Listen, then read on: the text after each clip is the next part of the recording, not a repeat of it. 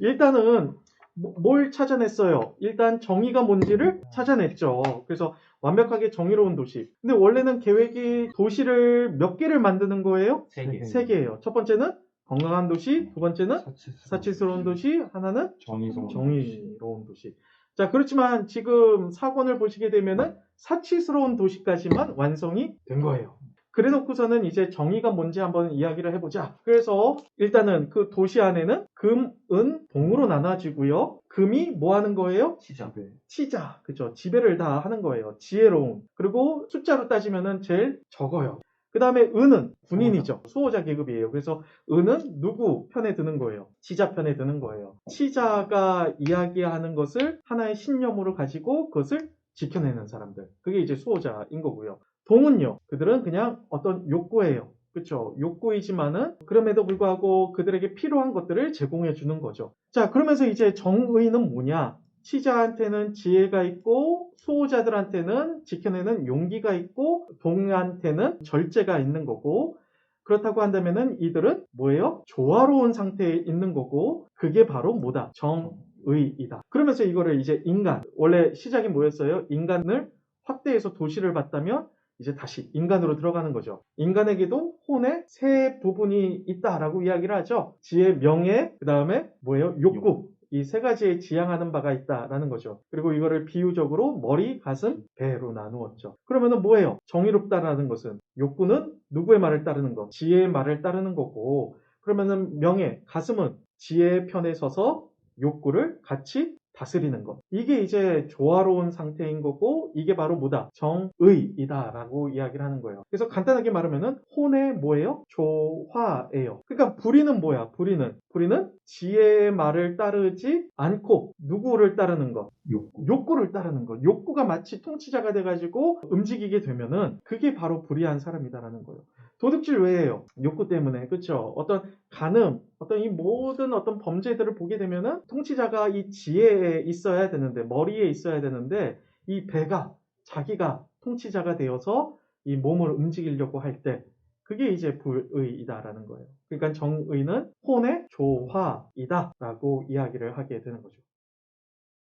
넘어가 보죠. 자, 그러니까 정의는 찾았어요. 자, 그렇지만은 우리 던졌던 첫 번째 질문이 뭐였어요? 글라우콘이 던졌던 질문. 두 사람을 한번 두자. 어떤 사람? 정의로워 보이지만 악한 사람. 진짜로는 악한, 불의한 사람. 그 다음에 악해 보이지만 정의로운. 그렇죠. 그 두 사람 중에 누가 더 행복하냐? 자, 그러니까 정의가 뭔지는 이제 찾았으니까 둘 중에 누가 더 행복한지를 이야기를 해야 되잖아요. 그래서 445A 한번 보시면 그렇다면 이제 우리에게 남은 문제는 겉으로 그렇게 보이든 말든 올바른 행위를 하고 명예롭게 행동하고 올바른 사람이 되는 것과 죗값을 치르지 않고 교정도 받지 않는다면 불의를 행하고 불의한 자가 되는 것 중에 어느 쪽이 더 유익한가 하는 문제일세 라고 이야기를 합니다. 그러면서 불의한 사람의 종류들을 이야기를 해야 되니까 그러니까 불의한 정치 체제들을 이야기를 하는 거예요. 자, 이게 무슨 말이냐? 그러면은 여러분들 정의로운 인간은 여러 종류가 있을까요? 한 종류밖에 없을까요? 정의로운 인간은 한 종류죠. 왜냐면 혼의 조화 그거 하나였다. 그러면은 불의한 인간은 여러 종류겠죠. 왜요? 그 치자 자리에 누가 앉느냐에 따라서 욕구가 앉느냐, 이 수호자가 앉느냐, 아니면 이 둘이 같이 연합을 하느냐에 따라서 불의한 모습은 다양하게 나오겠죠. 자, 그래서 우리 D 가볼까요? 미덕은 한 종류인데 악덕의 종류는 무수하며 그중 4가지가 특히 언급할 가치가 있다는 것이 눈에 보이는구만. 자, 그래서 정의로운 인간은 한 가지 종류예요. 그렇지만 불의한 인간은 다양한 종류가 나오겠죠. 안나 까레리나 혹시 읽어보신 적 있나요? 안나 까레리나 톨스토이의 작품 첫 문장. 알아요.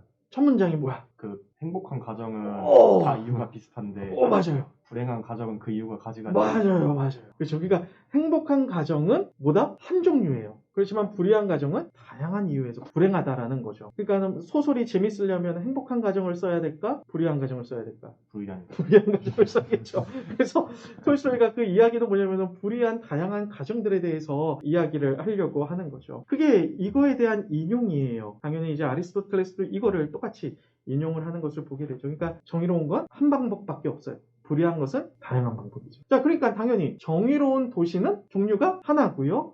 불의한 도시는 여러 가지가 되겠죠. 그러면서 이제 불의한 도시에 대해서 쭉 이야기를 해요. 당연히 왕도 정체라고 했을 때에 이게 정의로운 도시가 되는 거고요. 플라톤 같은 경우에는. 그러면서 불의할 수 있는 어떤 정치 체제를 쭉 이야기를 해요. 거기 보시면은 이제 최선자, 민주제, 과두제, 참주제 쭉 이야기를 합니다. 자, 근데 이제 문제는 뭐냐면 이 이야기는 원래 8권으로 넘어가야 돼요. 8권에서 시작을 해요. 이 불의한 정치 체제. 기억하시나요? 우리 첫날 소크라테스가 동굴로 내려가고 그들을 이끌고 동굴 밖으로 나오고요. 그 다음에 뭐예요? 8, 9, 10권에서는 이런 정의로운 도시가 왜 타락하게 되는지 이야기를 한다라고 말씀드렸죠. 지금 소크라테스가 그 내용을 지금 4권에서 이야기를 하려고 하는 거예요. 그러니까 지금 뭔가를 뛰어 넘어가려고 하는 거죠. 한번 생각해 보세요. 우리 도시 몇 개가 만들어진다고 말씀드렸어요? 3개. 3개. 마지막 정의로운 도시는 지금 소크라테스가 언급하지 않고 그냥 넘어가려고 하는 거예요. 모른 척하고 넘어가려고 하는 거죠. 그러니까 우리 5권으로 한번 가볼까요? 제자들도 이거를 약간 캐치를 하게 된 거죠. 그래서 449B 한번 가볼까요? 그런데 그때 아데이만토스에게서 조금 떨어져 앉아있던 폴레마르코스가 한 손을 뻗어 아데이만토스가 입고 있던 겉옷의 어깨 쭉지를 잡더니 겉옷을 잡죠. 이거 어디서 많이 봤어요? 겉옷을 잡는 장면. 처음 장면 기억하죠? 폴레마르코스 그 노예를 시켜가지고 소크라테스의 겉옷을 잡았죠. 여기서도 겉옷을 잡아요. 그래서 이게 바로 소크라테스의 두 번째 체포입니다. 아까 1권에서는 첫 번째 체포이고요. 여기서는 두 번째 체포예요. 뭐예요? 소크라테스가 은근슬쩍 8권으로 넘어가는 것을 허용하지 않겠다라는 거예요. 자세하게 설명해달라는 거예요. 자, 그래서 한번 보죠. 그를 자기 쪽으로 끌어당기고 자신도 몸을 앞으로 구부리며 몸과 귓속말로 소곤거렸는데 나는 다른 말은 모르겠고 우리 그냥 놓아드릴까? 아니면 어떻게 할까? 라고 하는 말만 알아들을 수 있었네. 그러니까 이제 제자들이 눈치챈 거죠. 은근슬쩍 이 소크라테스 선생님이 자세하게 이야기 안 하고 넘어가려고 하고 있다. 그러면서 이제 질문을 던집니다. 우리 C 한번 가볼까요? 우리가 보기에 선생님께서는 게으름을 피우며 우리 논의에서 가장 중요한 부분을 다루기를 회피하시려는 것 같아요. 선생님께서는 마치 친구들은 모든 것을 공유한다는 원칙이 처자에게서도 적용된다는 것은 삼척동자라도 알 수 있다는 듯이 몇 마디 하찮은 말씀만 하시고는 어물쩍 넘길 수 있다고 생각하시는 것 같단 말이에요. 여러분들 친구들은 모든 것을 공유한다. 이거 기억나나요? 사치스러운 도시 다 만드는 거 끝내놓고선 소크라테스가 뭐라 그랬죠? 한 가지만 빼고 이제 다 완성이 되었네. 그게 뭐였어요? 친구들은 모든 것을 공유한다. 이 한 가지만 빼놓고 다른 것들은 다 완성이 됐네. 라고 하면서 사치스러운 도시를 완성을 했던 거죠. 그러니까 제자들이 이거에 대해서 얘기를 안 했으니까 이거에 대해서 이야기를 해주세요 라는 거예요. 자, 그래서 세 번째 도시가 만들어지게 됩니다. 세 번째 도시는 뭐예요? 정의로운 도시예요.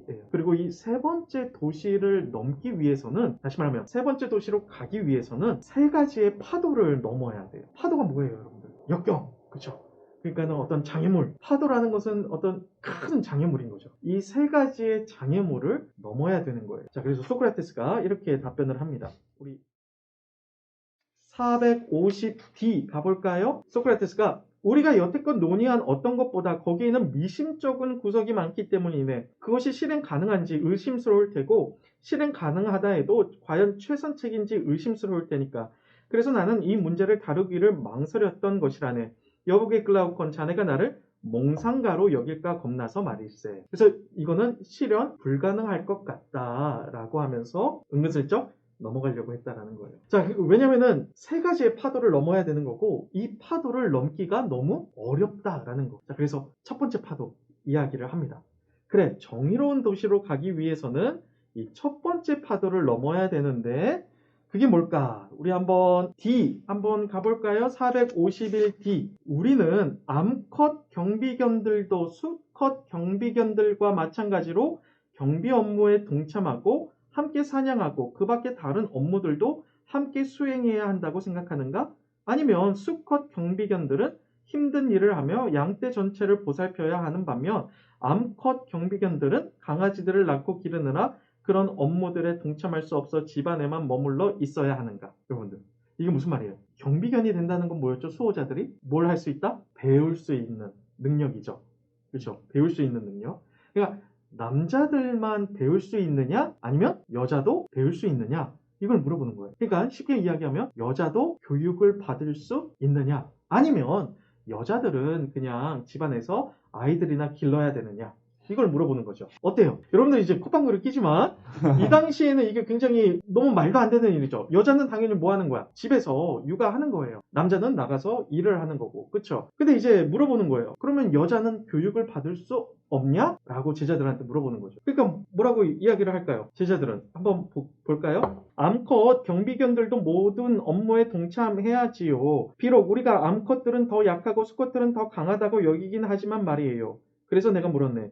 한데 어떤 동물을 사전에 똑같이 양육하고 교육하지 않고도 다른 동물과 똑같은 목적에 쓴다는 것이 가능할까? 그러니까 소크라테스는 여자들도 어떻게 해야 된다? 업무를 보기 위해서는 교육을 받아야 된다라고 이야기를 하는 거예요.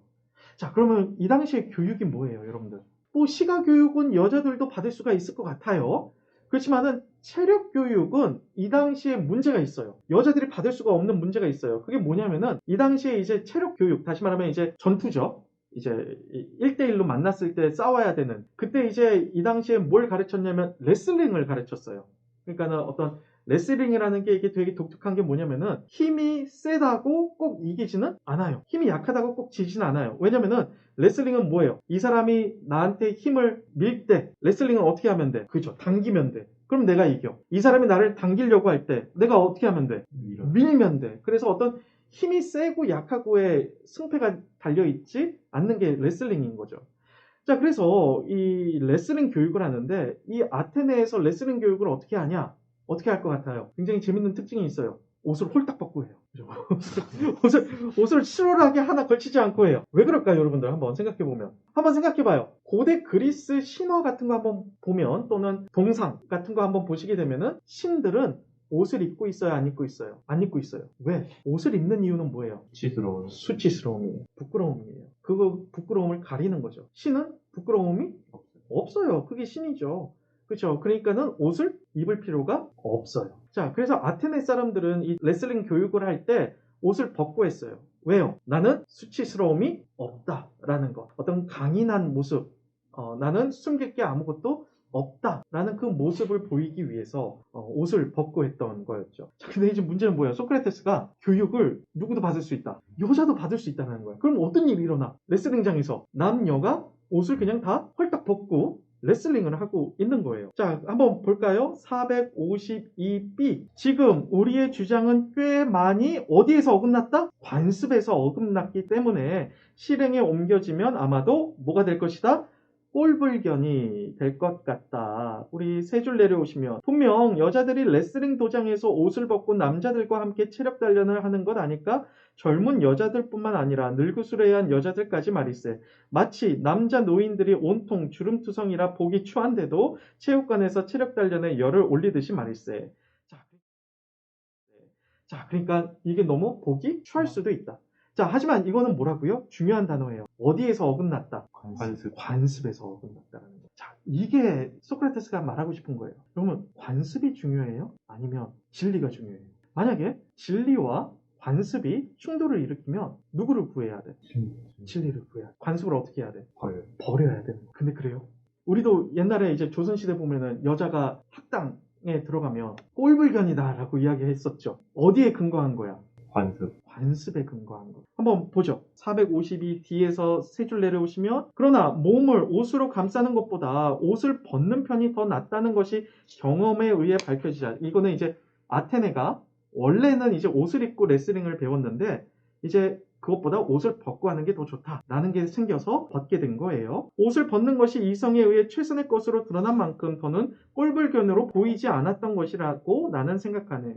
이는 또한 나쁜 것 말고 다른 것을 꼴불견이라고 생각하는 자나 어리석고 나쁜 광경 말고 다른 광경을 꼴불견이라고 비웃는 자나 미를 추구하되 선 말고 다른 것을 미의 기준으로 삼는 자는 어리석은 자라는 것을 보여주네. 중요한 거는 관습 때문에 우리가 정의로운 도시를 유지시키지 못할 때가 있어요. 그렇죠? 잘못된 관습은 어떻게 해야 되는 거야? 없애야 되는 거예요. 하지만 우리는 그 관습을 굉장히 붙잡고 놓지 않으려고 하는 거죠.